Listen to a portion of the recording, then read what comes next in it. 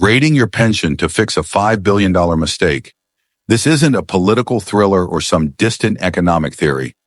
This is the staggering reality we're living in right now, just days after Labor's humiliating U-turn on their welfare reform plans. Chancellor Rachel Reeves has now set her sights on pension pots and so-called tax anomalies to fill the black hole left in the public finances.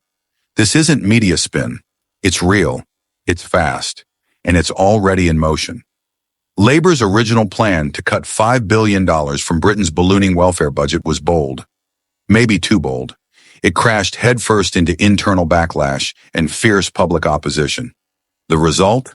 A dramatic reversal by Keir Starmer's government that left a massive funding gap. And now Rachel Reeves is scrambling to find that money from somewhere. But it won't appear out of thin air.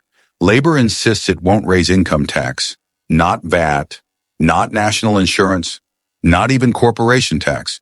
But Reeves is sending a clear signal.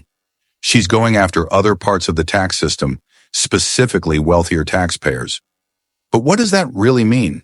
One of the most explosive proposals under consideration is pension reform, specifically how pensions are taxed. Right now, higher earners get 40% tax relief on their pension contributions. Basic rate taxpayers get 20%. But under proposals reportedly on Reeves's desk, that entire system could be scrapped and replaced with a flat 30% relief rate for everyone.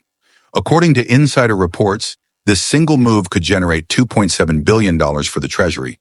And that's not all. There's also serious talk about reviewing salary sacrifice schemes, which allow some high earners to convert their wages into pension contributions to avoid getting pushed into a higher tax bracket. Other proposals include raising capital gains tax, removing specific tax-free arrangements, and even modifying inheritance tax reliefs. Let's be clear. The money may not come from your paycheck today, but it might come from your future. Before we go any deeper, support your source for truth. Hit that like button, subscribe, and turn on notifications for England Now 7. If you want real, bold reporting without the fluff, this is where it happens. Now back to the story. Reeves was grilled about these possible tax hikes after her emotional appearance at Prime Minister's Questions. When asked point blank whether tax rises were on the table, she didn't deny it. She simply said, "Of course there is a cost," referring to the newly approved welfare changes. But she refused to give specifics, saying the full details would come in the autumn budget once new forecasts are available. She doubled down on her commitment to fiscal discipline, claiming recent economic stability and interest rate cuts were thanks to Labor's responsible economic management. But that discipline may come at a cost, and that cost might be your savings, your future, your retirement. Tax experts aren't sugarcoating it.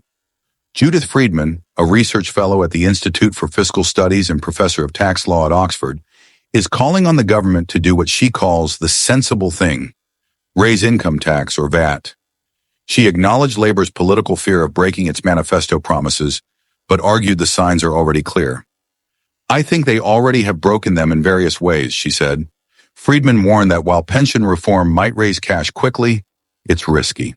It could discourage long-term saving or investment if not carefully structured.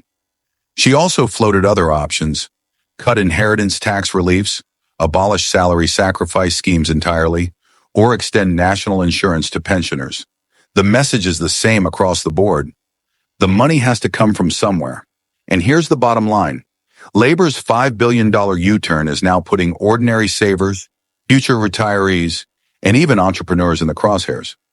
While Rachel Reeves claims she's focused on tax fairness, one big question hangs in the air. Is this really about fairness? Or are we witnessing the slow dismantling of the middle-class safety net? We'll know more in the autumn budget. But until then, keep a close eye on your pension. This isn't over.